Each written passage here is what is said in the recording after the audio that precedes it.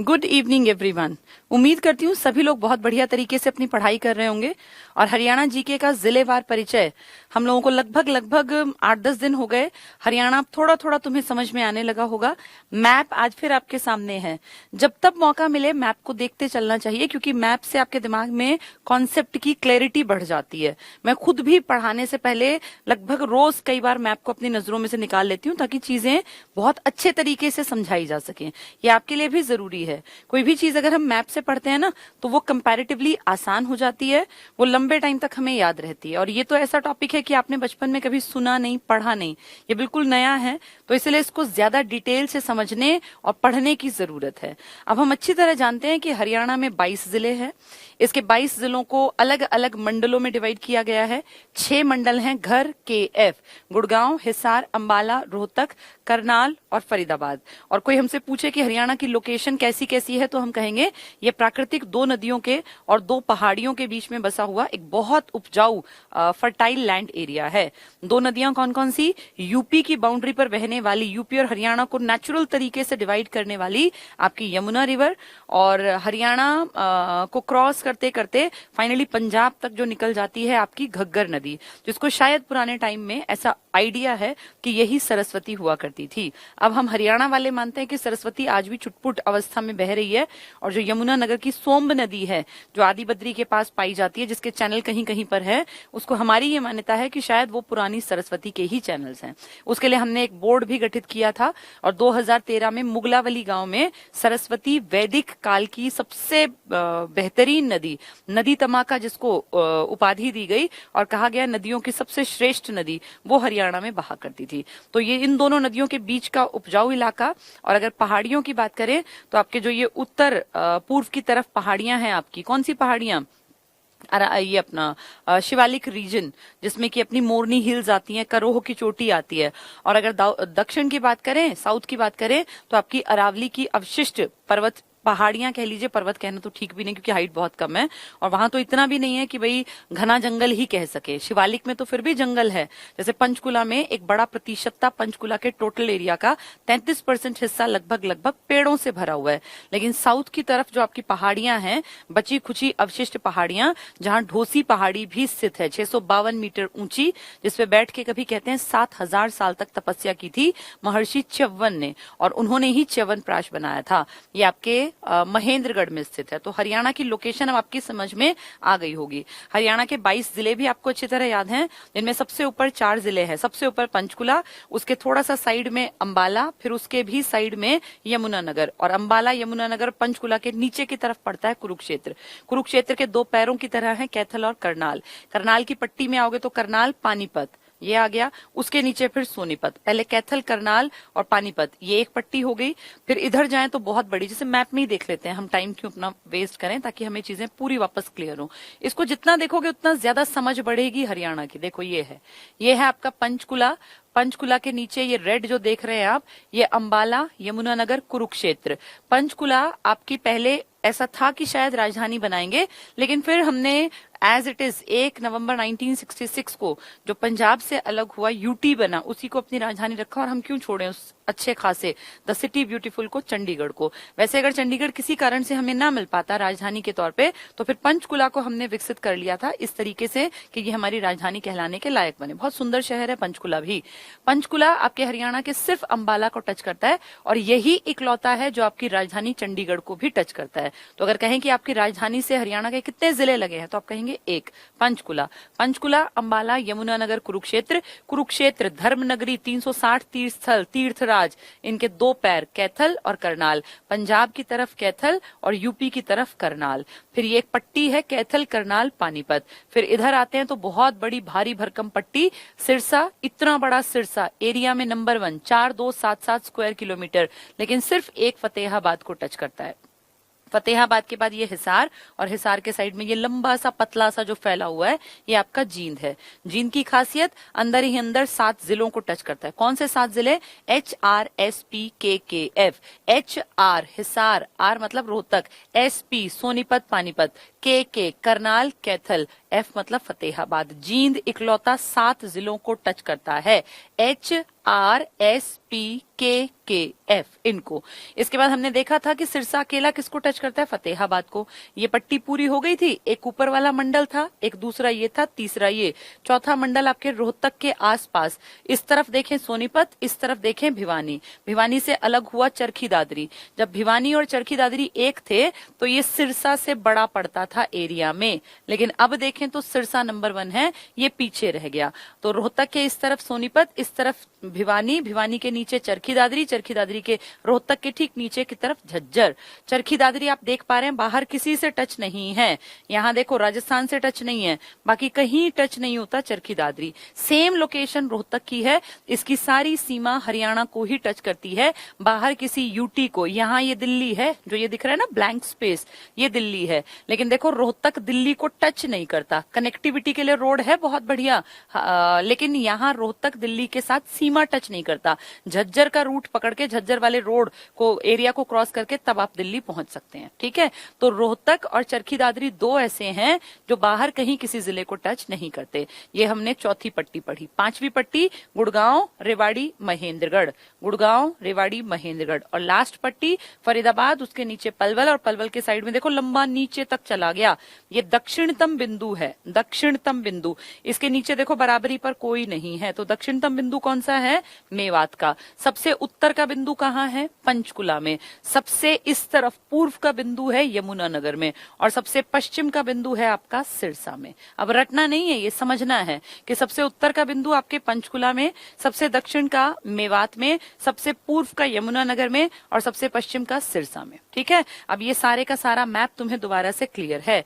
हम एक एक करके जिले पढ़ रहे थे, और कल मुझे जितना याद आ रहा है हमने तिल्ला जूती जो लास्ट में पढ़ा था, कहाँ थी वो, जो फेमस था ब्रास मार्केट के लिए, सब हमने पढ़ लिया। फरीदाबाद, फतेहाबाद, ये सब हम पढ़ चुके हैं कि कैसे कैसे बने थे। गुड़गांव, हिसार, झज्जर, जींद, क्या क्या खासियत है यहाँ की, कैथल, कुरुक्षेत्र, सब मैंने बता दिया आपको। करनाल भी पढ़ चुके हम, महेंद्रगढ़ पढ़ चुके, कनौड़िया ब्राह्मण पढ़ा था ना, पंचकुला पढ़ा था हमने 5 कुओं के कारण, पानीपत पढ़ा था कि कैसे 1989 में अलग हुआ, 91 में फिर जाके मिला, फिर 92 में जनवरी में फिर अलग हुआ। बाहोली जो गांव था 1980 में, जहां रिफाइनरी, पेट्रोकेमिकल हब है ना यहाँ पे पूरा, तो पेट्रोलियम की रिफाइनरी है, इंडियन ऑयल कॉर्पोरेशन उसकी केयर टेकर है। और यहीं पे मैंने बताया था नेशनल फर्टिलाइजर्स लिमिटेड है, यूरिया के फर्टिलाइजर्स यहाँ बनाए जाते हैं।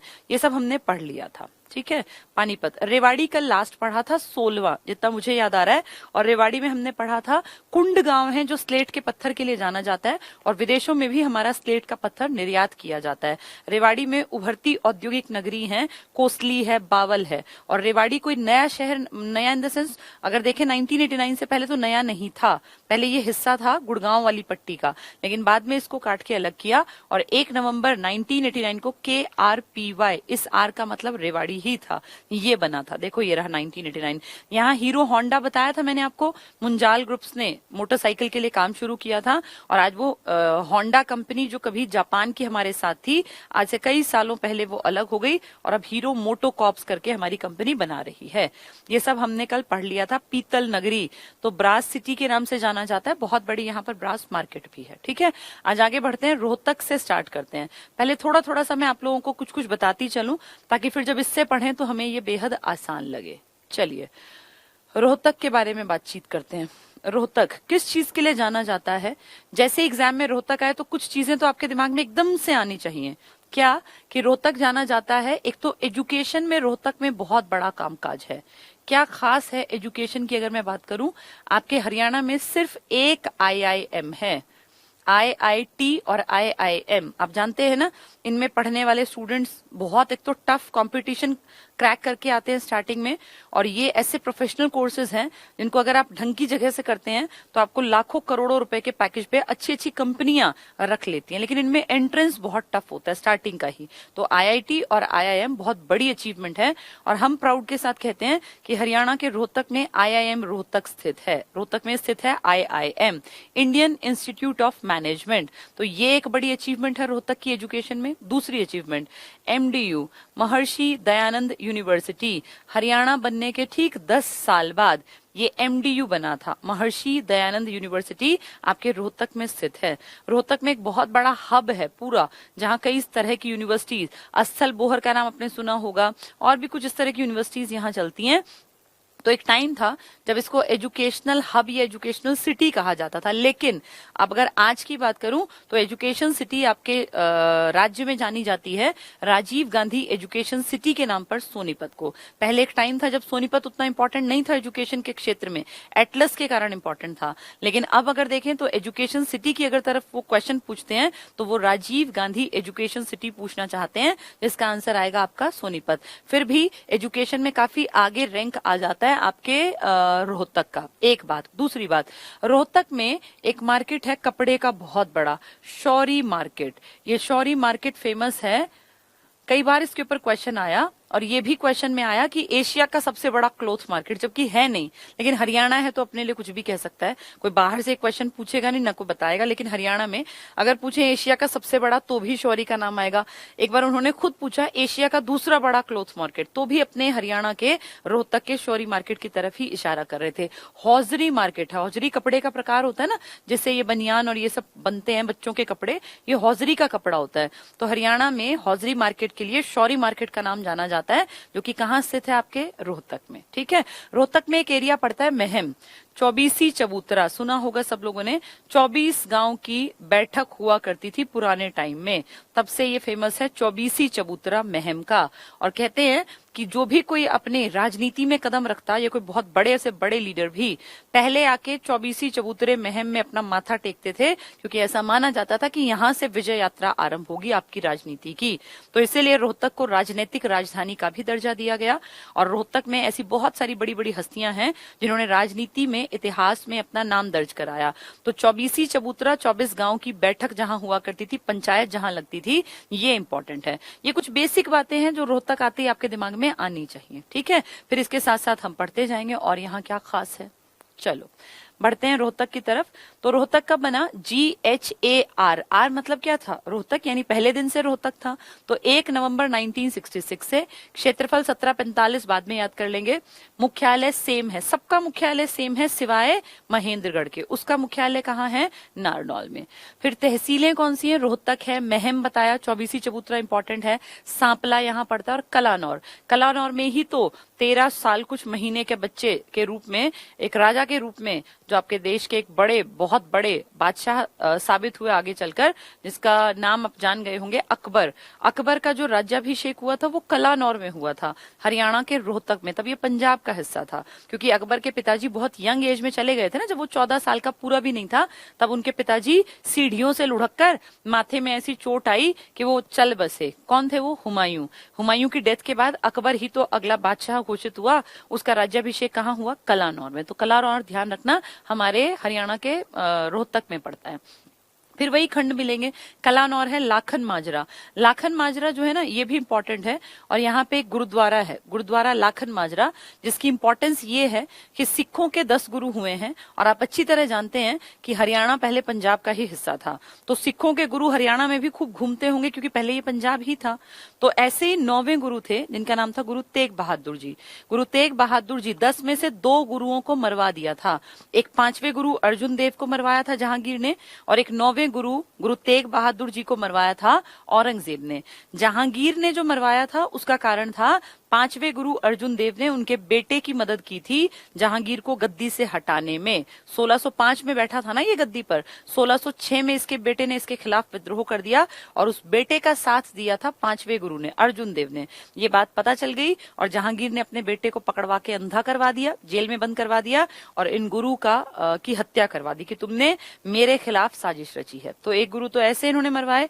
फिर इन्हीं के खानदान में औरंगजेब, जो कि जहांगीर के बेटे का बेटा था, यानी उनका पोता, उसने 9वें गुरु को दिल्ली बुलाया, और दिल्ली बुलाने के पहले ही पता था कि वो कहेगा धर्म बदलो। वो कट्टर मुसलमान था ना, औरंगजेब जो था बहुत कट्टर मुसलमान था, तो उसने मैसेज भिजवाया।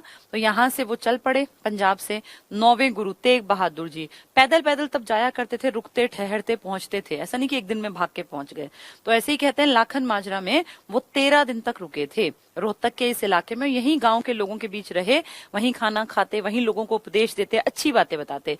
वो जानते थे कि जैसे ही मैं दिल्ली पहुंचूंगा मेरे सामने ऑप्शन आएगा, औरंगजेब कहेगा कि या तो अपना धर्म बदल लो भाई सिख गुरु को, क्योंकि वो बदलेंगे तो पीछे सारे सिख बदल जाएंगे, या फिर तुम्हें मरना पड़ेगा। तो वो ये बात जानते थे, इसलिए वो कहते थे मैं शहादत देने जा रहा हूँ दिल्ली। मतलब वो पहले ही जानते थे कि मुझे शहीद होना है, मरने की किसी भी कंडीशन पे ले आएगा, लेकिन मैं धर्म नहीं बदलूंगा। और इस बात से वाकिफ होते हुए भी वो निडर होके दिल्ली की तरफ जा रहे थे। उसी बीच में जगह जगह रुकते रुकते उन्होंने अपना डेरा डाला अपने हरियाणा के रोहतक के इस इलाके में, लाखन माजरा में, और यहाँ 13 दिन तक रुके थे। तो शहादत देने से पहले हरियाणा के रोहतक में लाखन माजरा में 13 दिन तक सिखों के 9वें गुरु गुरु तेग बहादुर ने अपना डेरा डाला। यहाँ लोगों को बहुत अच्छी अच्छी बातें बताई और फिर यहाँ से कूच कर गए थे दिल्ली की तरफ। और जब दिल्ली पहुंचे थे तो भरी गर्मी के दिन थे। गर्मी के दिनों में उनको यही बात थी कि भाई धर्म बदलो, उन्होंने मना किया। तो चांदनी चौक में आज भी वो चौराहा है जहां एक पेड़ था, और उस पेड़ से उनको बांध दिया गया। उस पेड़ से पूरे जून का महीना था, तपती दोपहरी दिन रात, सोचो कितनी ज्यादा गर्मी पड़ती है, और उनको जंजीरों से जकड़ दिया पेड़ के साथ और कहा कि धर्म नहीं बदलोगे तो फिर यहीं बांध के रखेंगे। इतनी गर्मी में प्यास लगेगी इंसान को, कई दिन भूखे प्यासे, भूख तो फिर भी सहन हो जाती है, प्यास सहन नहीं होती। तो कई दिन तक जब भूखे प्यासे रहे, निढाल हो गए, बिल्कुल ये हो गया कि होश नहीं है, बेहोशी की आलम में, तब फिर औरंगजेब का एक खास आदमी आया और उसके साथ उसकी वो पीछे टुकड़ी सेना पलटन। तो उसने पूछा कि धर्म बदलोगे? तो उन्होंने कहा नहीं बदलूंगा। वो इतने गुस्से में आया कि कितना ज्यादा दुखी कर लिया हमने, परेशान कर लिया, लेकिन ये आदमी अपने धर्म को बदलने को तैयार नहीं। और गुस्से में आके उसने एकदम से घोड़े से कूदा और तुरंत से इनकी गर्दन काट दी। वो गर्दन जैसे ही दूर जाके गिरी तो सिख धर्म के अनुयायी वहां खड़े थे जो उनको अपना गुरु मानते थे।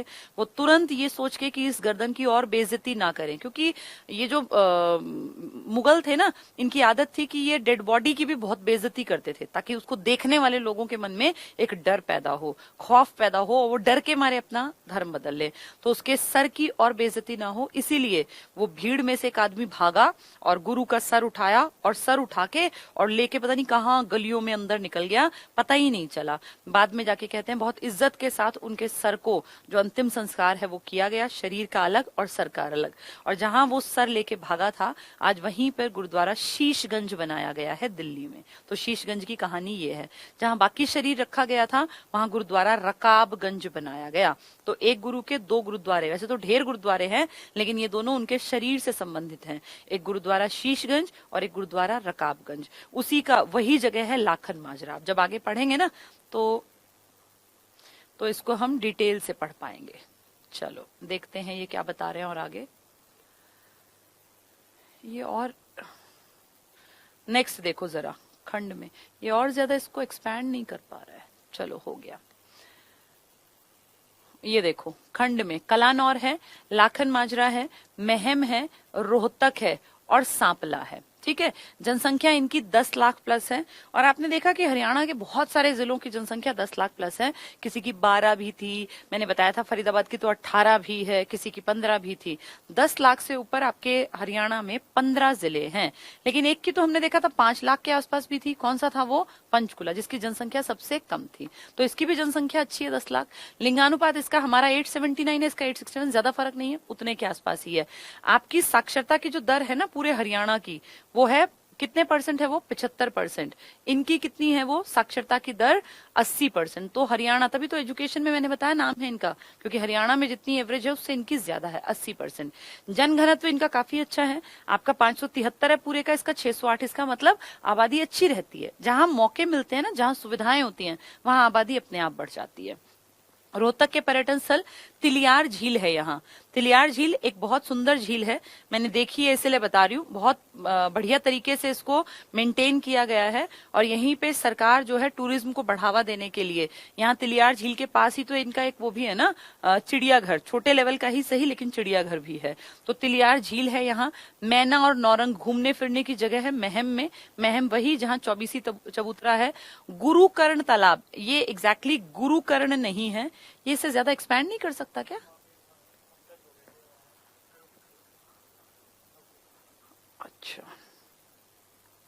नहीं हो पा रहा इससे ज्यादा। चलो, तो उम्मीद है दिख रहा होगा। हाँ, हो गया ये। गौकर्ण तालाब, ये गुरुकर्ण तालाब जो लिखा है ना, ये गौकर्ण तालाब है। इसी को गौकर्ण तालाब भी लिख सकते हैं। तो गौकर्ण आ जाए या गौकर्ण तालाब आ जाए, ये आपके इसमें है, रोहतक में है। दीनी मस्जिद है। ये दीनी मस्जिद एग्जैक्टली क्या है, कोई मस्जिद नहीं थी ये अदीना मस्जिद कहलाती है। और कहते हैं कि प्राचीन काल में, बहुत पहले, यहाँ कई 100 साल पहले यहाँ हनुमान जी का मंदिर था। औरंगजेब के टाइम में उस मंदिर को तुड़वाया गया और उस मंदिर को तुड़वा के उसका जो मटेरियल था ना, उसी पे मस्जिद बना दी गई। इस तरह से दीनी मस्जिद का निर्माण हुआ। औरंगजेब के टाइम जब एंड हुआ औरंगजेब का, तो उसके बाद फिर यहाँ पे जैसे हिंदू लोगों ने कोशिश की कि इसको मंदिर बनाए, पर फाइनली आज कहें तो ये मस्जिद के रूप में है। इसी को दीनी मस्जिद कहते हैं। यही अदीना मस्जिद भी है, रोहतक में है। हनुमान मंदिर था प्राचीन काल में, लेकिन अब दीनी मस्जिद है। इसके अलावा लाल मस्जिद है। कल मैंने बताया था, रेड मस्जिद अगर पेपर में आता है, रेड मस्जिद, तो रेवाड़ी टिक करना, और लाल मस्जिद आई तो रोहतक टिक करना। ठीक है। एक व्यापारी था हाजी आशिक अली, उसका नाम था व्यापारी का हाजी आशिक अली। उसने ये वाली मस्जिद बनवाई थी, रोहतक वाली लाल मस्जिद। नेक्स्ट है साईं मंदिर है। अब आप कहोगे साईं तो हर जगह है, तो बहुत सारे हैं, तो साईं मंदिर यहाँ वाला भी है। गुरुद्वारा लाखन माजरा मैंने आपको बता दिया, जहां शहीद होने से 13 दिन पहले, मतलब शहादत देने जाने से पहले 13 दिन के लिए यहाँ रुके थे। कौन से गुरु? 9वें गुरु, गुरु तेग बहादुर जी। उन्हीं के नाम पर गुरुद्वारा लाखन माजरा है।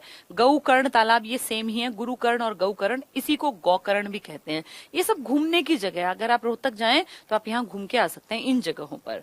रोहतक को हरियाणा की एजुकेशनल सिटी भी कहते हैं और राज्य की राजनीतिक राजधानी, ये इंपॉर्टेंट पॉइंट है। एजुकेशन सिटी और राज्य की राजनीतिक राजधानी, ये नाम है इसके।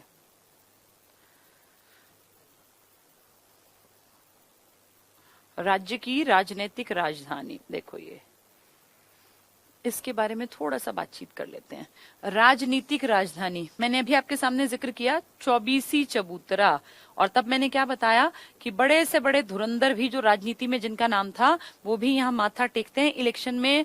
जब वो होता ना कि भाई इलेक्शन आने वाले हैं, तो यहाँ एक हाजिरी लगानी होती है। तो इसलिए राजनीतिक राजधानी है ये। बहुत सारे लोग हैं जो रोहतक को बिलोंग करते थे और बहुत बड़े बड़े अचीवमेंट्स जिन्होंने हासिल की। इसके अलावा एजुकेशनल सिटी भी थी, लेकिन अब एजुकेशन का पहला नंबर देना अगर पूछा जाए सोनीपत को, क्योंकि राजीव गांधी एजुकेशन सिटी ने इस चीज का थोड़ा सा बदलाव कर दिया। अगर आप भरेंगे ना इसको नेट पे, तो आप देखोगे अब ये जो है, ये इसके लिए यूज करते हैं, सोनीपत के लिए। आज ये ढंग से काम नहीं कर रही इसकी स्क्रीन।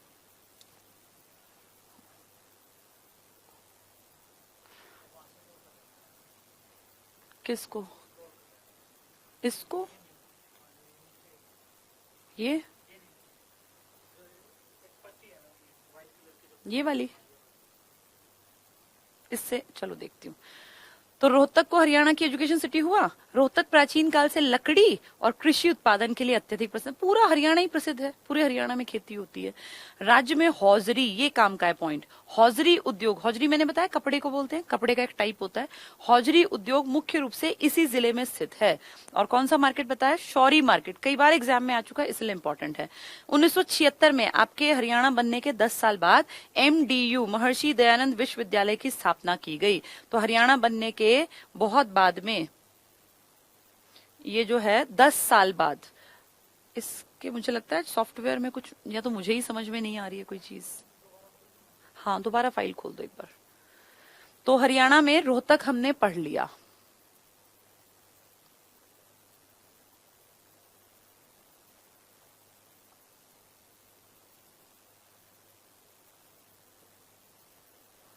टेक्निकल चीजें हैं, कभी कभी ऐसा हो जाता है।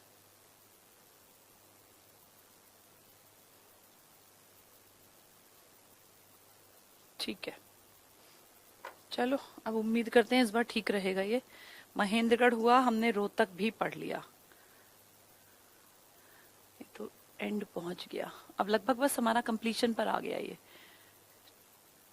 अभी हमने ये पढ़ा है, सोनीपत रहता है, सिरसा रहता है, रोहतक, ये कंप्लीट हो गया। रोहतक के बाद अगला टॉपिक है हमारा सिरसा का। सिरसा के बारे में बातचीत करते हैं।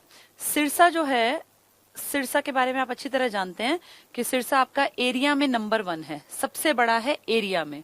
थोड़ी सी 2-4 बातें बता दूं, फिर ये इजीली समझ में आ जाएगा। तो सिरसा की जब भी बात उठे तो ध्यान रखना, एक तो एरिया में नंबर 1 है, क्षेत्रफल में 4277 वर्ग किलोमीटर, पहली चीज। दूसरा, ये गेहूं के प्रोडक्शन में हरियाणा में नंबर 1 है। चावल की पट्टी थी के वाली, दूध के लिए था जींद का इलाका, और अगर कहें गेहूं के लिए तो सिरसा की तरफ चलना। वैसे तो पूरा हरियाणा पैदा कर सकता है, लेकिन सिरसा नंबर 1 है। गेहूं के अलावा यहाँ गाय सबसे ज्यादा है, भैंस नहीं। भैंस पूछेंगे तो भिवानी और जींद तरफ ज्यादा है, लेकिन गाय कहेंगे तो सिरसा में ज्यादा।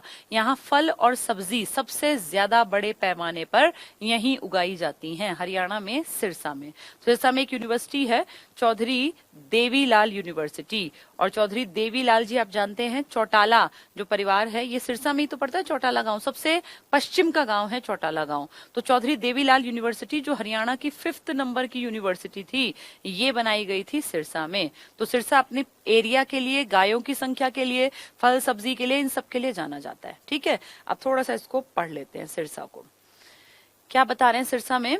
स्थापना 26 अगस्त, आजादी के 11 दिन बाद, हमने याद किया था ना, आजादी के 11 दिन बाद। तो 26 अगस्त 1975, 4277 वर्ग किलोमीटर। मुख्यालय सेम मिलेगा। तहसीलों के नाम पढ़ लो, सिरसा, डबवाली, एलनाबाद, रानिया, नाथुसारी, चौपटा।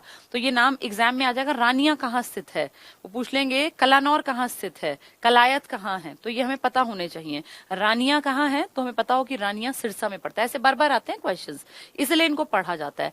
डबवाली, बड़ा गुढ़ा, एलनाबाद, रानिया, ओढ़ा, नाथुसारी, चौपटा। 12 लाख जनसंख्या, इसका मतलब आबादी काफी ज्यादा है यहाँ भी। लिंगानुपात इनका 879 से उल्टा कर दिया 97, लगभग वैसा वैसा ही। साक्षरता थोड़ी सी कम है, क्योंकि हमारी साक्षरता कितनी थी, 75%। फिर हमने देखा किसी की 80 है, किसी की 81, किसी की 83। किसकी बात हो रही है? ये गुड़गांव की, पंचकुला की। अब आप देख रहे हैं साक्षरता थोड़ी सी कम है कंपैरेटिवली, क्योंकि 75 से कम है ना 68 वाला। जनघनत्व देखो, सबसे कम हरियाणा में, सबसे कम जनसंख्या घनत्व की अगर बात करें तो एरिया के अकॉर्डिंग, जनसंख्या तो कम नहीं है इनकी। जनसंख्या आप देख रहे हो 12 लाख है, किसी की 5 थी, किसी की 9 थी, किसी की 10 थी, किसी की 11। तो 12 तो कम तो नहीं है, और 12 में भी ऐड है 95, तो 13 लाख मान लो। 13 लाख प्लस की आबादी ली, लेकिन एरिया इतना बड़ा है कि 1 वर्ग किलोमीटर में 303 व्यक्ति ही आते हैं। इसका मतलब एरिया के अकॉर्डिंग जनसंख्या उतनी ज्यादा नहीं है। इसीलिए ये पॉइंट काम का है आपके एग्जाम के लिए। 303 व्यक्ति प्रति वर्ग किलोमीटर 2011 की जनगणना के आंकड़ों के अनुसार हरियाणा का सबसे कम जनघनत्व वाला जिला है। सबसे ज्यादा पूछेंगे तो फरीदाबाद, 2442, याद होगा ना, 2500 के आसपास व्यक्ति रहते हैं 1 वर्ग किलोमीटर में, और यहाँ 303 व्यक्ति। कितना ज्यादा डिफरेंस है ना, 2442 और एक 303, जमीन आसमान का अंतर है। वो सबसे छोटा है, ये सबसे बड़ा है। ये पॉइंट काम का है। सिरसा जिले के पर्यटन स्थल, दादी सती का मंदिर है यहाँ कोई, बाबा ताराजी की कुटिया है, गुरुद्वारा चोर मार शहीदा, ये शहीदों लिखा है ना, शहीदा, चोर मार शहीदा, यहाँ पर है चोर मार शहीदा। सिरसा जिले की नदी का नाम घग्गर है। मैंने आपको बताया कि घग्गर यहीं से फिर 2 हिस्सों में बंट जाती है, और ओटू बैराज यहीं पर है, सिरसा में ही है ओटू बैराज, जहां से फिर वो नदी 2 हिस्सों में अलग होके और फिर निकल जाती है वो घग्गर की तरफ। और सिरसा से बहने वाली इस नदी के कारण ही, इस घग्गर के कारण ही राजस्थान में भी धान की खेती करना पॉसिबल हो पाया। उस राजस्थान में जहां कभी कहते थे कि भाई कुछ भी पैदा नहीं होता, आज वहां धान भी पैदा करते हैं लोग। कारण एक तो इंदिरा गांधी नहर के कारण, और एक ये जो घग्गर है ये भी आगे जाके पानी का एक सोर्स बन जाती है। ठीक है, तो सिरसा जिले की नदी का नाम क्या है? घग्गर। राज्य का 5वां जो विश्वविद्यालय यूनिवर्सिटी है, चौधरी देवीलाल विश्वविद्यालय, सिरसा में स्थापित है, सिरसा में स्थित है। सिरसा हरियाणा का सबसे कम जनसंख्या घनत्व वाला जिला है। कितना? 303 व्यक्ति प्रति वर्ग किलोमीटर, तो सबसे कम है। अगर एरिया देखें तो 4277 वर्ग किलोमीटर। उल्टा करें, फरीदाबाद का एरिया कितना था? 743 स्क्वायर किलोमीटर। कहाँ 4277 और कहाँ फिर जाके आपको वो इतना कम 743। जमीन आसमान का अंतर। वहां की आबादी कितनी 1 वर्ग किलोमीटर में? 2442, 2442, और यहाँ की आबादी 303 व्यक्ति प्रति वर्ग किलोमीटर। ठीक है, तो ये सिरसा कंप्लीट हुआ। अब आता है सोनीपत। सोनीपत की खासियत पहले बातचीत करते हैं, फिर उसको पढ़ने से वो जल्दी समझ में आएंगी। जैसे ही एग्जाम में सोनीपत दिखाई दे, हमें कुछ चीजें याद आनी चाहिए तुरंत से। अब आज की डेट में तो सबसे इंपॉर्टेंट क्या है? हमारी पहचान, राजीव गांधी एजुकेशन सिटी, जो धीरे धीरे करके डेवलप हो रही है, अभी पूरी डेवलप्ड नहीं है। 2005 से इसके ऊपर काम चल रहा है, और लगातार 5000 एकड़ में ये यूनिवर्सिटी डेवलप करनी है। और 5,000 एकड़ एक दिन में डेवलप नहीं हो सकते, तो सालों साल लगेंगे। लेकिन आज की कंडीशन अगर देखें, 2005 से इसके ऊपर काम शुरू हुआ, फिर 2020 में अब हम बैठे हैं, कई बड़ी बड़ी नामी गिरामी यूनिवर्सिटीज यहाँ पे काम कर रही हैं और हजारों की संख्या में यहाँ बाहर से भी बच्चे आके, पूरे नेशनल लेवल अलग अलग राज्यों से आके बच्चे यहाँ पे पढ़ते हैं। मैंने देखा है, मैं कई यूनिवर्सिटीज में गई हूँ, इसलिए बता रही हूँ। जैसे SRM यूनिवर्सिटी है यहीं पर, अशोका यूनिवर्सिटी यहीं पर है। इसके अलावा नेशनल लॉ यूनिवर्सिटी भी यहाँ बन रही है। और लॉ यूनिवर्सिटी का जब भी कोई चांसलर बनेगा तो वो आपके हाई कोर्ट का जस्टिस होगा, चीफ जस्टिस, यानी आपके चंडीगढ़ हाई कोर्ट का जो भी चीफ जस्टिस होगा वो हरियाणा में जो NLU नेशनल लॉ यूनिवर्सिटी बन रही है उसका चांसलर बनेगा ऑटोमेटिकली। ये लिखित में प्रावधान है। वाइस चांसलर यूनिवर्सिटी में अपने आप बनाया जाएगा। तो ढेरों तरह की यूनिवर्सिटी यहाँ आ रही हैं। IIT का भी कैंपस यहाँ आएगा, एक्सटेंशन का। IIT भी यहाँ बनेगी। तो इससे दिखता है कि सोनीपत आने वाले टाइम में बहुत ज्यादा ग्रोथ करेगा एजुकेशन के मामले में। और यही कारण है कि सोनीपत में लगातार जमीन की कीमतें भी बढ़ती जा रही हैं। सोनीपत में ही IIT जो किल्होड़द गांव पड़ता है, यहीं पर सोनीपत में ही 5-6 किलोमीटर आगे ही मेन यहाँ सोनीपत के डिस्ट्रिक्ट हेडक्वार्टर से यहाँ पे IIT का पूरा एक कॉम्प्लेक्स डेवलप करेंगे।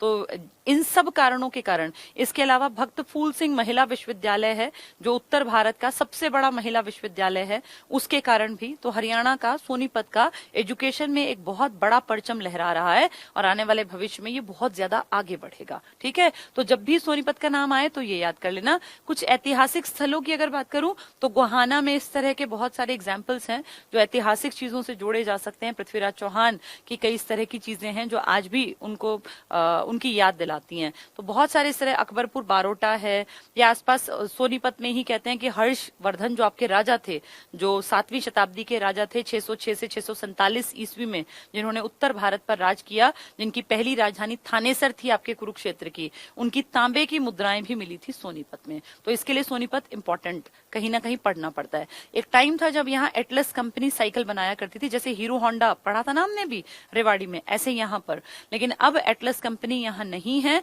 अब उसकी यूनिट्स खत्म कर दी गई हैं। वो क्वार्टर जो यहाँ है बिल्कुल मेन रोड पर, आज भी यहाँ के एक रोड का नाम एटलस रोड है उस साइकिल कंपनी के कारण। और वर्ल्ड की 3 सबसे बेहतरीन कंपनीज में एटलस कंपनी की गिनती होती थी और एटलस कंपनी ने अपनी साइकिल बनाने की तकनीक को बेचकर बहुत पैसा कमाया था। तो ये हमारे लिए बहुत बड़ी अचीवमेंट है। चलो पढ़ते हैं। सोनीपत बना कब है? 22 दिसंबर 1972 को। सोनीपत का एरिया 21-22, वैसे 22-60 है, कोई बात नहीं, हम दोबारा पढ़ेंगे तब मैं क्लियर करूंगी। मुख्यालय सेम सोनीपत, तहसीलों में नाम पता हूं, सोनीपत है, गन्नौर है। गन्नौर बहुत इंपॉर्टेंस रखता है क्योंकि गन्नौर में एक इंटरनेशनल लेवल की मंडी विकसित की गई है। जो लोग यहाँ रहते हैं या जो लोग GT रोड का यूज करते हैं उन्होंने देखा होगा अंतरराष्ट्रीय फल एवं सब्जी मार्केट लिखा हुआ, बहुत बड़ा बड़ा। गन्नौर में ये बहुत बड़ी इंटरनेशनल लेवल की मंडी विकसित की जा रही है, जहां ये है कि भाई विदेशों में भी फल और सब्जियां जाएंगी।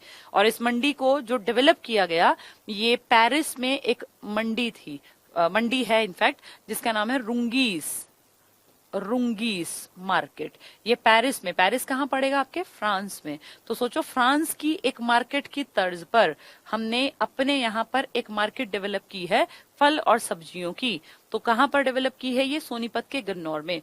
ये बहुत इंपॉर्टेंट है एग्जाम के पॉइंट ऑफ व्यू से। इंटरनेशनल लेवल की मंडी विकसित की है हमने सोनीपत में। कहां पर? गन्नौर में। और किसकी तर्ज पर है ये? पेरिस की या फ्रांस की रुंगीज मार्केट के तर्ज पर।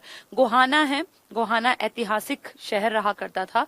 खरखौदा है आपका, जो आने वाले दौर में बहुत ज्यादा इंपॉर्टेंट शहर बनने वाला है, क्योंकि यहाँ पे भी इस तरह के रोड्स की डेवलपमेंट हो रही है। और हरियाणा सरकार यहाँ पर IMT क्या है? इंडस्ट्रियल मॉडल टाउनशिप डेवलप कर रही है। अब देखना, आने वाले 5-7 सालों में खरखौदा की जमीन की कीमतें आसमान को छुएंगी।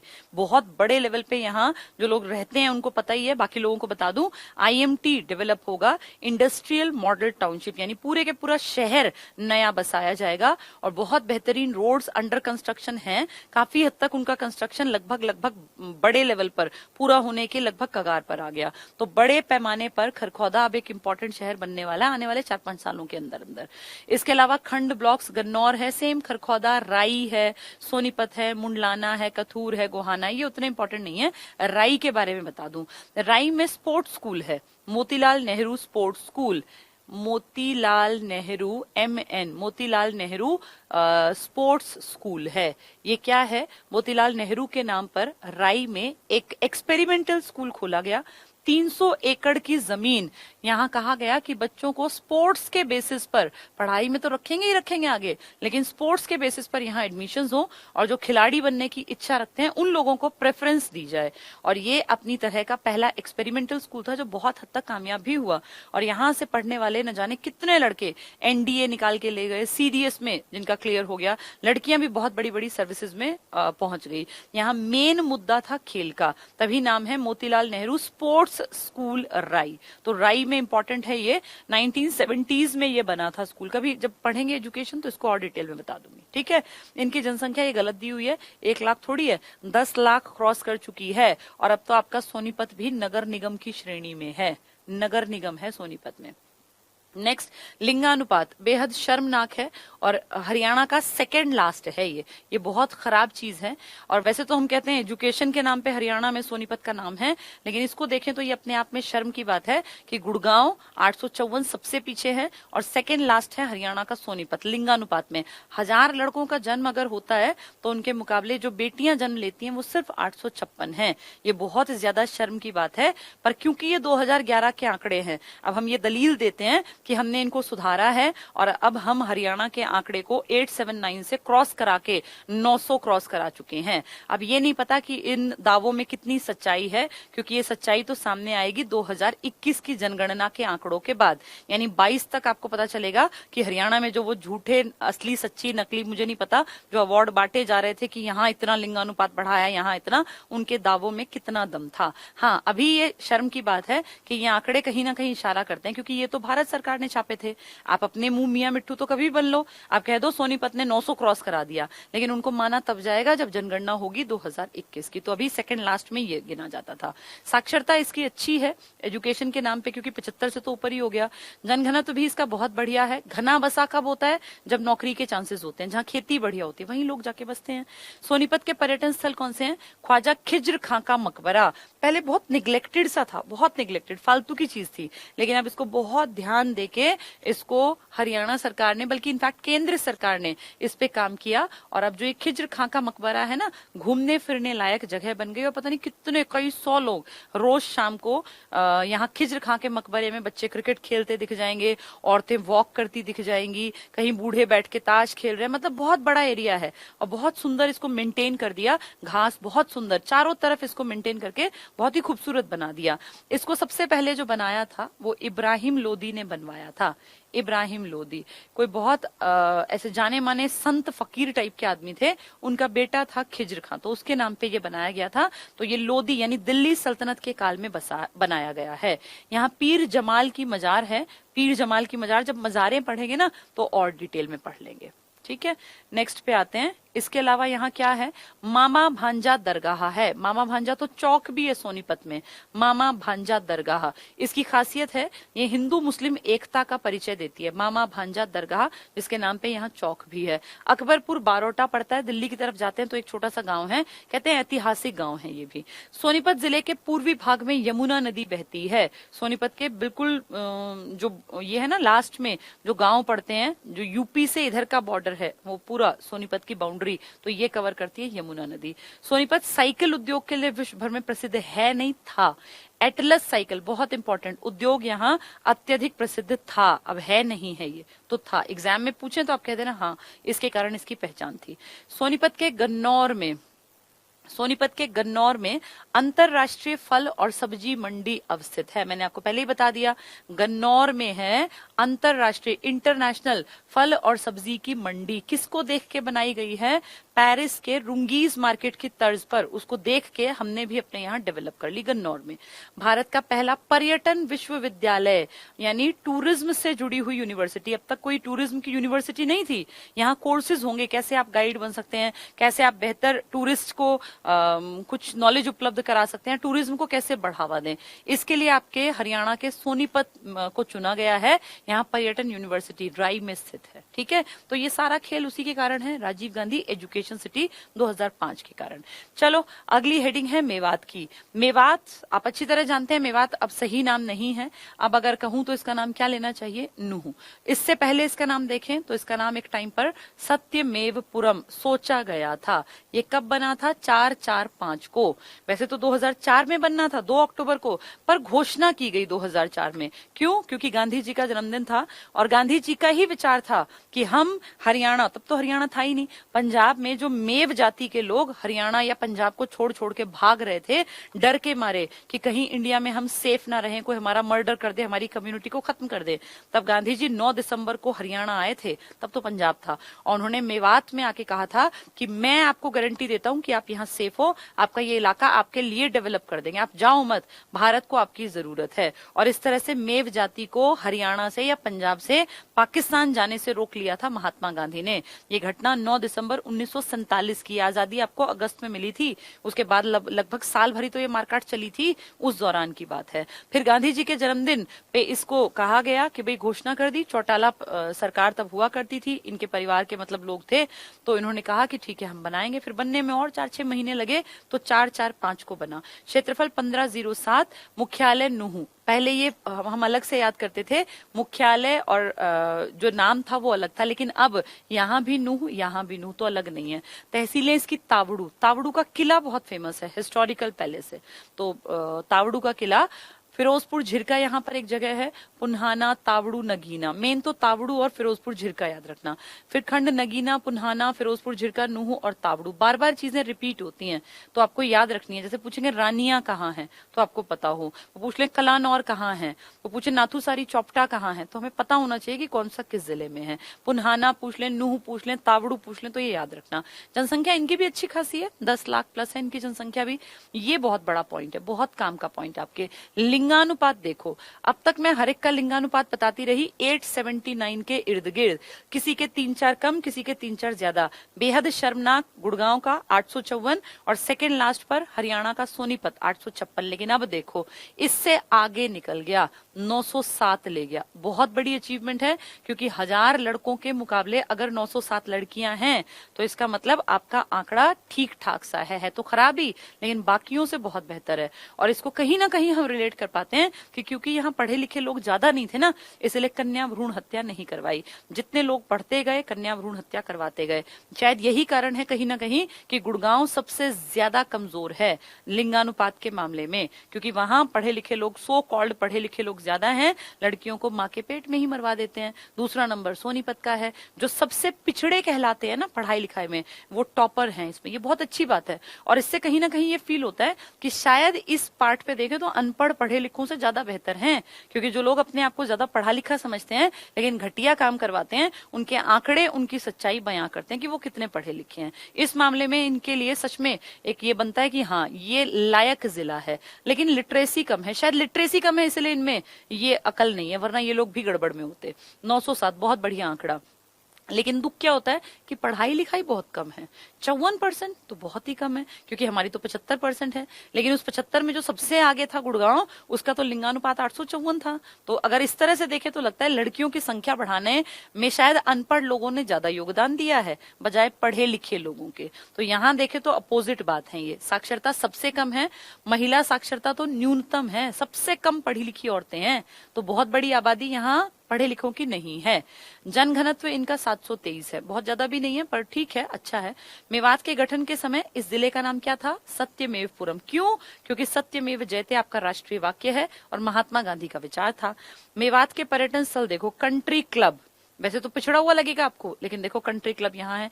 क्लासिक गोल्फ रिजॉर्ट है, गोल्फ का जो मैदान होता है। एक आपको याद है हमने पढ़ा था अरावली गोल्फ कोर्स है, हरियाणा का पहला गोल्फ कोर्स, जो कहाँ था? आपके फरीदाबाद में, जो सबसे एडवांस्ड शहरों में, औद्योगिक नगरी जिसका नाम है, याद होगा ना वो। उसमें 75 एकड़ था, अमेरिका के एक डिजाइनर ने उसको बनाया था। फिर 1988 में हरियाणा टूरिज्म ने उसको अपने अंडर ले लिया, पहले वो प्राइवेट था। ऐसे ही यहाँ पर गोल्फ रिजॉर्ट है, कहाँ पर? मेवात में। गांधी पार्क है, चूहीमल तालाब है यहाँ और तावड़ू का किला है। मेन जो है ना 2-3 पॉइंट वो ये हैं कि इनकी लिटरेसी बेशक कम होगी, महिला साक्षरता कम है, लेकिन लिंगानुपात में नंबर 1 है। तो क्लासिक गोल्फ कोर्स आए या कंट्री क्लब आए, चूहीमल महल आए, तावड़ू का किला आए, तो ये आपको टिक करने हैं मेवात में। ठीक है। पलवल सेकंड लास्ट पे आ गए, 21वें पे पलवल। पलवल कहाँ है आपका? पलवल आप अगर देखते हैं लिस्ट में, आपको मैप याद है तो फरीदाबाद, पलवल और उस तरफ मेवात, नीचे तक था ना मेवात, तो इनकी एक पूरी तीनों की एक सीरीज थी। ये कब बना? प है, प प फ, पलवल पंचकुला फरीदाबाद 15 अगस्त के हैं। ये 13 अगस्त गलत है, इसको 15 कर लेना, ये टाइपिस्ट ने लिखते हुए गलत कर दिया। 15 अगस्त 2008 को बना। 1369 ये 1359 इसका ये एरिया है। ये इसमें छोटी मोटी गलतियां सब में हैं, मैं लास्ट में ठीक करा दूंगी। मुख्यालय सेम है, तहसीलें पलवल, होडल, हथीन, ये काम के हैं। होडल, हथीन, यहाँ कई चीजें हैं। फिर पलवल, होडल, हसनपुर बहुत इंपॉर्टेंट, क्योंकि यहाँ से आपकी यमुना मुड़ जाएगी यूपी की तरफ, अलीगढ़ की तरफ। तो हरियाणा का लास्ट स्टेशन मान लो जहां यमुना दिखती है। हसनपुर एक गांव पड़ता है, पहले ये नहीं था ना पलवल, पहले तो फरीदाबाद था ये। तो फरीदाबाद से हम कहते थे कि यमुना मुड़ जाती है यूपी की तरफ, लेकिन अब हम कहते हैं कि हमारी जो यमुना नदी है, जो गंगा की सबसे लंबी सहायक नदी है, जो हरियाणा की सबसे महत्वपूर्ण नदी है, सदा नीरा है, 12मासी नदी है, वो हरियाणा के फरीदाबाद के नीचे पलवल तक जाती है और पलवल के हसनपुर गांव से वो मुड़ती है फिर यूपी की तरफ। यही वो हसनपुर है। हसनपुर हर जगह है, सोनीपत में भी है हसनपुर, लेकिन ये हसनपुर पलवल वाले की बात कर रहे हैं। हथीन है यहाँ पर, 10 लाख की आबादी है, तो अच्छी जनसंख्या है। लिंगानुपात लगभग बराबर 879 का 880 है। साक्षरता दर इनकी भी बहुत ज्यादा नहीं है, पर ठीक है 69%। जनघनत्व भी इनका ठीक है। इसके पर्यटन स्थल देखो, पंचवटी कहते हैं यहाँ पे 5 पांडव रहे थे। पांडव जब अज्ञातवास में थे ना, तो ऐसा मानते हैं कि 5 पांडव अज्ञातवास में जब छिप रहे थे, उनको ये था ना भी तुम्हें 1 साल छिप के रहना है, अगर पकड़ लिए गए तो फिर से तुम 14 साल ऐसे वनवास काटोगे। तो इस तरह के जब वो छिपे हुए थे अज्ञातवास में, तो पंचवटी में वो छिपे हुए थे। ठीक है। सती का स्थान होडल में है, पलवल में है। डबचिक होडल में है। पांडव वन, तो पांडवों के नाम पर ही है ये। दाऊ जी का मंदिर है, मैंने कल बताया था। रेवती, रेवतवाड़ी, याद है ये रेवती, राजा रेवत की बेटी थी रेवती, उसके नाम पे रेवतवाड़ी यानी रेवाड़ी शहर जिसको आज आप कहते हैं वो था। और उस रेवती की शादी किससे हुई थी? बलराम से। कौन बलराम? श्री कृष्ण के बड़े भाई। तो बलराम जो हैं, इनकी पत्नी है रेवती, जिसके नाम पे आपका रेवाड़ी बसा हुआ था, और बलराम को ही दाऊजी कहते थे भगवान कृष्ण। तो दाऊजी के 4 मंदिर हैं, जिनमें से 3 तो यूपी में हैं और 1 वृंदावन के आसपास वाले इलाके में, और 1 आपके वंचारी में है। वंचारी कहाँ पड़ेगा? गांव का नाम है, ये आपके पलवल में पड़ेगा। तो वही है ये दाऊजी का मंदिर। कहाँ पड़ेगा? वंचारी गांव। कहीं कहीं बनचारी भी लिखा है, वंचारी बंचारी एक ही है, ये आपके पलवल में है। इकलौता एक मंदिर है ये, बाकी तीनों यूपी में है आपके। ठीक है। पलवल नगर शक्कर के लिए फेमस है, चीनी के लिए और साइकिल के लिए भी। वैसे एटलस साइकिल के लिए आपका सोनीपत, लेकिन वैसे साइकिल पूछेंगे तो ये भी फेमस है। यही रॉलेट एक्ट, बहुत बहुत काम का पॉइंट। महात्मा गांधी इंडिया वापस कब आए थे साउथ अफ्रीका से? 1915 में। और 1919 में गांधी जी ने रॉलेट एक्ट, काला कानून, बिना वकील, बिना अपील, बिना दलील के कानून के विरोध में ये कहा था कि वो दिल्ली की तरफ आ रहे थे, दिल्ली से यहाँ ये अपना पंजाब की तरफ, हरियाणा की तरफ। तो पंजाब में उनको आना था, उनको लीडर्स से मिलना था, अली बंधुओं से उनकी मीटिंग होनी थी। तो वो बंबई से ट्रेन पकड़ते हैं, और जब वो दिल्ली से क्रॉस करके ट्रेन पंजाब की तरफ आ रही है, तो पलवल स्टेशन पे उनको रोक लिया जाता है। पलवल में गांधी जी को उतार लिया जाता है, और दिखावटी तौर पे एक उनकी गिरफ्तारी है। जेल नहीं गए, लेकिन पुलिस ने कहा, अंग्रेजी पुलिस थी उस टाइम, उन्होंने कहा सर आप आगे नहीं जा सकते, आपके खिलाफ हमारे पास इस तरह से भाई हम आपको जो है आगे नहीं जाने देंगे, कुछ इस तरह का कागज पत्री है। तो गांधी जी को जिस स्टेशन से आगे जाना था वहां से उतार लिया, उतार के दूसरी तरफ ले गए और वापसी की ट्रेन में बैठा दिया। तो गांधी जी की अब तक इंडिया में कभी गिरफ्तारी नहीं हुई, ये गांधी जी की पहली गिरफ्तारी है। तो इंडिया में गांधी पहली बार हरियाणा से गिरफ्तार हुए थे 1919 में, वही पॉइंट है ये। यही रॉलेट एक्ट का विरोध करने पर महात्मा गांधी गिरफ्तार हुए थे। कहां पहली बार गांधी जी गिरफ्तार हुए इंडिया में? तो हरियाणा में। कहां पर? हरियाणा के पलवल स्टेशन पर। ये काम का पॉइंट है, कई बार पूछा गया ये। ठीक है। 1919 में गिरफ्तार हुए थे, अप्रैल 1919 में। जनश्रुति, जनश्रुति क्या होती है? जनता से सुना है हमने, हमें नहीं पता हुआ कि ऐसा सुना है। जनश्रुति के अनुसार पांडव अज्ञातवास के दौरान पलवल में ही रहे थे। तो एक साल जो उन्होंने अज्ञातवास छिप छिप के काटा, कभी वो पलवल चले गए, कभी वो जो थे अपना ये ऊपर पंचकुला की तरफ, तो कहीं कहीं छिपना होता था। उसी दौर में ये पलवल में भी रहे थे पांडव। तभी यहाँ पंचवटी है, 5 वट वृक्ष थे यहाँ पे जो है ना, इनसे जुड़ी कई चीजें हैं, पांडवों से जुड़ी, ये पंचवटी इसी से जुड़ा स्थल है। ठीक है, तो गांधी जी की पहली गिरफ्तारी। लास्ट पे आ गए हम, 22वां जिला है हमारा यमुनानगर। नाम में ही छिपा है हमारी सबसे महत्वपूर्ण नदी, जिसके कारण हरियाणा काफी हद तक हरा भरा है। हरियाणा की कोई बहुत ऐसी बड़ी रिवर नहीं है, गंगा की तरह नहीं है, लेकिन फिर भी हरियाणा की मिट्टी उपजाऊ है। क्यों? क्योंकि एक तरफ घग्गर की नहरों से सिंचाई हो जाती है, जो ये है ना अपना पंजाब वाला कौन सा है ये, भाखड़ा नांगल, इसकी जो उप शाखाएं अपने तक पहुंचती हैं वो पूरा एरिया कवर कर लेती हैं, और एक तरफ फिर ये पश्चिमी यमुना नहर वाला इलाका है। तो इस तरह से हम सेफ हैंड हैं। ठीक है, यमुनानगर, जब भी पेपर में यमुनानगर आए तो कुछ पॉइंट तुम्हारे दिमाग में आए। पहली चीज तो ये कि इसका नाम ये है क्योंकि यहाँ पे यमुना नदी की एंट्री है। हरियाणा में जो यमुना एंटर करती है वो यमुनानगर से करती है, इसलिए इसका पहले नाम जमुना नगर था। हमारे बड़े बूढ़े जमुना कहते हैं ना, जमुना, तो जमुना नगर था। उससे भी पहले इसका नाम मुस्लिम एक कम्युनिटी के नाम पर अब्दुल्लापुर रखा गया था, अब्दुल्ला। तो इसका पुराना नाम क्या था? अब्दुल्लापुर। अब्दुल्लापुर बाद में क्या बना? जमुना नगर, और फिर चेंज करते करते थोड़ा कर दिया यमुना नगर। ठीक है, जगाधरी यहाँ पड़ेगा, और आपका बिलासपुर यहाँ पड़ेगा, और आपका छछरौली यहाँ पड़ेगा। छछरौली एक ऐसा स्थान है हरियाणा में जहाँ बारिश बाकी हरियाणा के मुकाबले ज्यादा होती है, इसलिए छछरौली को हरियाणा का चेरापूंजी भी कहा जाता है। एग्जाम में आ सकता है हरियाणा का चेरापूंजी छछरौली कहाँ पड़ेगा? यमुनानगर में। यमुनानगर में ना बहुत बहुत इंपॉर्टेंट एक Saraswati sugar mill, Saraswati sugar mill.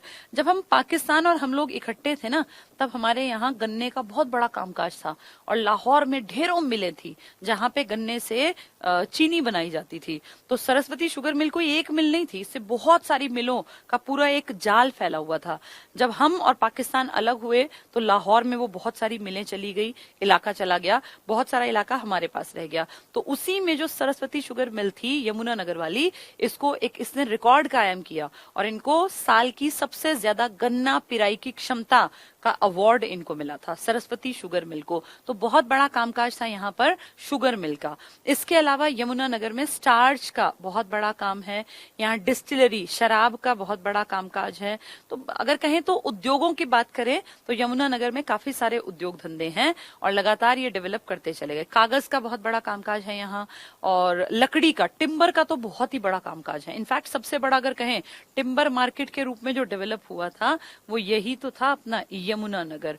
इस यमुनानगर में जगाधरी जो लिखा है ना, यहाँ रेलवे स्टेशन है, और यहाँ पर जगाधरी में जो अपनी ये फास्टेस्ट ट्रेन चलती थी ना पहले, शताब्दी जो ट्रेन्स थी, इनको ठीक करने के लिए कोई अगर खराबी आ जाए तो वर्क स्टेशन था, या वर्कशॉप कह लीजिए, यहीं पर थी। यानी दिल्ली में ठीक नहीं होती थी शताब्दी ठीक होने के लिए यमुनानगर लाई जाती थी जगाधरी में। तो हमारे यमुनानगर की इंपॉर्टेंस ये है कि यहाँ टिम्बर बहुत बड़ा, टिम्बर मतलब लकड़ी का, प्लाईवुड का बहुत बड़ा कामकाज था। यहाँ कागज का बहुत बड़ा कामकाज था, लकड़ी से तो कागज बनता है, तो कागज की बहुत बड़ी मिलें थी यहाँ पर, इसलिए इसके बहुत सारे इस तरह के उपनाम भी दिए गए।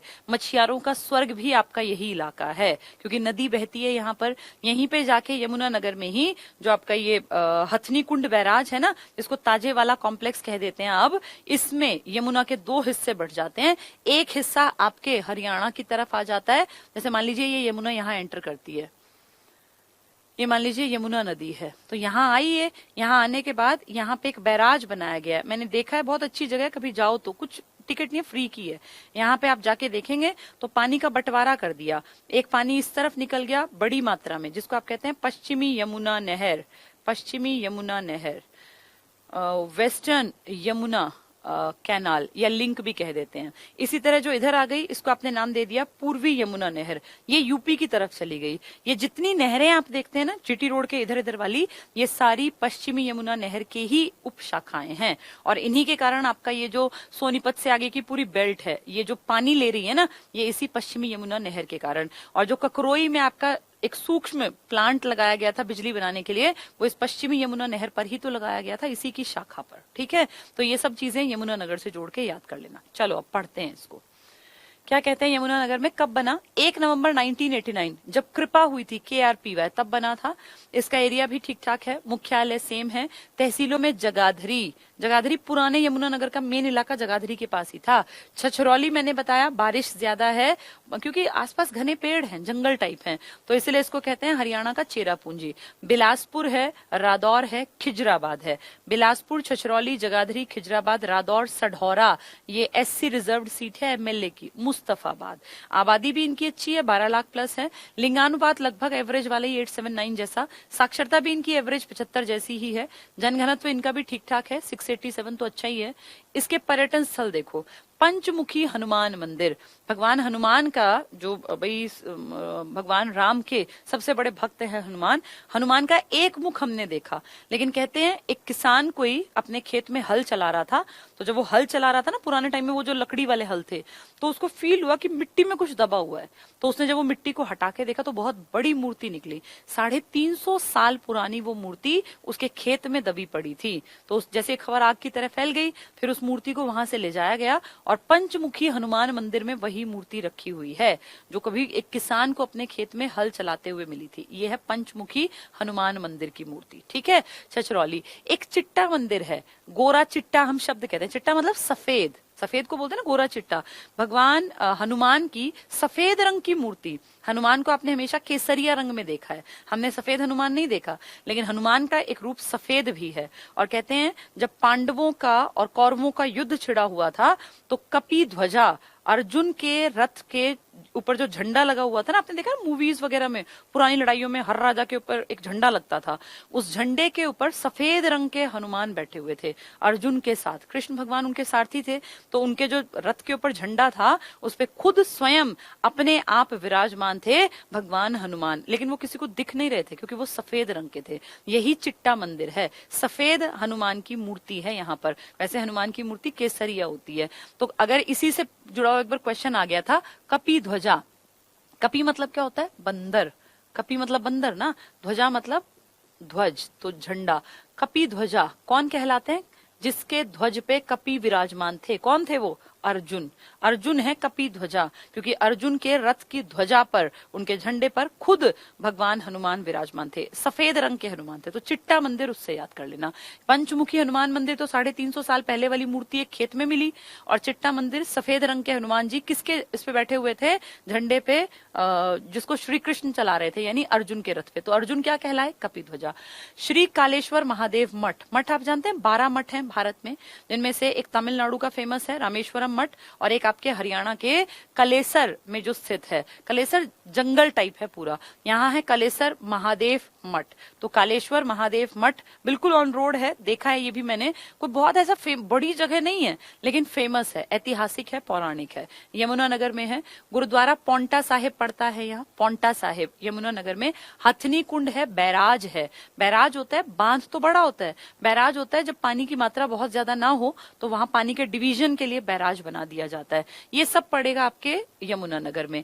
यहाँ आदि बद्री है, बहुत इंपॉर्टेंट। आदि मतलब पुराने, बहुत पुरानी जगह है आदि बद्री, जहां से ऐतिहासिक सरस्वती नदी निकलती थी। तो हमारी ये मान्यता है कि आदि बद्री का संबंध सरस्वती से है, और सरस्वती वैदिक काल की नदीतमा है। नदियों में सबसे उत्तम नदी थी सरस्वती, अब नहीं बहती, लेकिन आदि बद्री से जब भी पूछे आदि मतलब पुरानी नदी, तो सरस्वती को याद कर लेना। नर नारायण गुफा है यहाँ, और ताजेवाला, जिसको बहुत लोग बांध के रूप में देखते हैं, ताजेवाला बांध, ये कॉम्प्लेक्स है। ताजेवाला एक जगह का नाम है, ताजेवाला मतलब पानी नहीं, ताजेवाला का मतलब एक जगह का नाम, ताजेवाला कॉम्प्लेक्स, वहीं से वो नहर अलग अलग हिस्सों में जाएगी। यमुनानगर के पूर्व में कौन सी नदी बहती है? यमुना नदी, उसी के कारण इसका नाम यमुनानगर है। इसका प्राचीन नाम क्या था? अब्दुल्लापुर। यहाँ टिम्बर मार्केट है बहुत बड़ी, ये काम का पॉइंट है। नेक्स्ट देखें, यमुनानगर में स्थित है सरस्वती शुगर मिल। मैंने बताया आपको ये लाहौर में थी बहुत बड़े लेवल पर। सरस्वती शुगर मिल एशिया की सबसे बड़ी शुगर मिल थी। एक टाइम था जब इसने रिकॉर्ड बनाया था, पता नहीं कितने हजार टन गन्ना पिराई करके इसने और शक्कर चीनी वगैरह बनाई थी, तो रिकॉर्ड बना था। तो कहाँ है ये सरस्वती शुगर मिल? यमुनानगर में है। ठीक है। कालेसर, कालेसर आपका नेशनल पार्क भी है और कालेसर आपका वन्य जीव अभ्यारण्य भी है। डिटेल में पढ़ेंगे जब नेशनल पार्क का टॉपिक आएगा। कालेसर वन्य जीव अभ्यारण्य और नेशनल पार्क यमुनानगर में स्थित है। और कभी अगर आपको जाने का मौका मिले यमुनानगर, तो यमुनानगर में जो छछरौली से आगे रोड निकलता है उत्तराखंड की तरफ, वहीं आप जहां जंगल स्टार्ट हो जाते हैं ना, तो आप समझ जाना कि कालेसर नेशनल पार्क स्टार्ट हो गया। उसी के बिल्कुल अपोजिट साइड में कालेसर वन्य जीव अभ्यारण्य, बिल्कुल लश ग्रीन इलाका, और लगता भी नहीं है कि हरियाणा है, ऐसा लगता है कहीं पहाड़ों में आ गए इस इलाके में जाके। तो ये हमारे, अब तो चंडीगढ़ है ये, तो 22 जिलों की हमारी पूरी मेन बातें हमने पढ़ ली।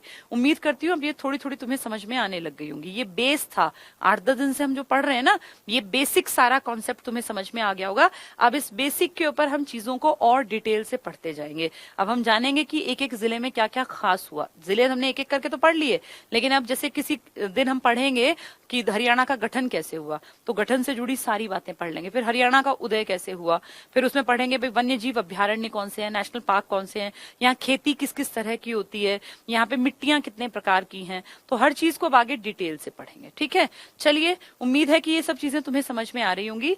एक इंपॉर्टेंट बात मैं बताना चाह रही थी, आज 8 से 10 का बैच आपका नहीं है। कहीं आप फिर परेशान होकर फोन करते रहो रात भर।